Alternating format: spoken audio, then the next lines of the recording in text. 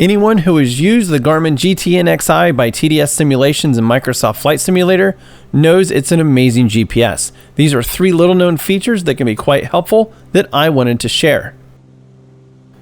The first trick is loading an instrument approach.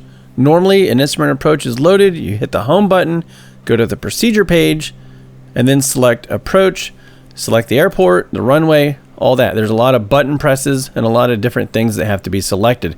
But here's a faster way to load an approach. This only works on RNAV approaches with LPV minimums. Go to channel ID, and where we see the WAS channel, where it's 57935, enter that, and it will load the approach. Now you can see RNAV 13, LPV. All we have to do is select a transition, either vectors or to the initial approach fix. And there is a reason why this only works on approaches with LPV minimums. Comment below if you know the answer.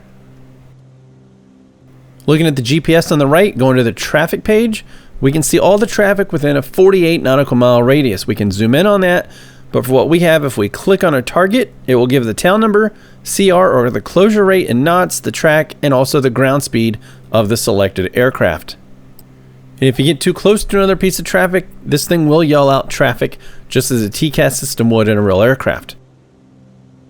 And the last tip is entering a user waypoint. What if there's an airport that doesn't have an identifier that's visible in Microsoft Flight Simulator, but the GPS won't take it, like this one here? We're looking at the Channel Islands off the coast of California. There's an airport, but I want to be able to fly there with a GPS. How can we do that? The first step is open up a program or a website like Google Maps. Here's a satellite view. You can right click, in this case on Google Maps, and there's the latitude, longitude coordinates. We can write those down and enter a user waypoint. The first step is go to the home screen, select waypoint info, and then create waypoint. From there, select user identifier, name the waypoint what you like, up to 6 characters. In this case, I'm going to name it Confield, which is short for Conservancy Field, which is the actual name of the airport. The next step is select airport. We're telling the GPS that this is an airport. And then under comment, you can put a name in here, whatever you like. I'm just going to type in Conservancy Field because that's the actual name of the airport. And when we type in the waypoint that we selected with 6 characters, this name will also show up at the bottom of the line. I'll show you that in just a second.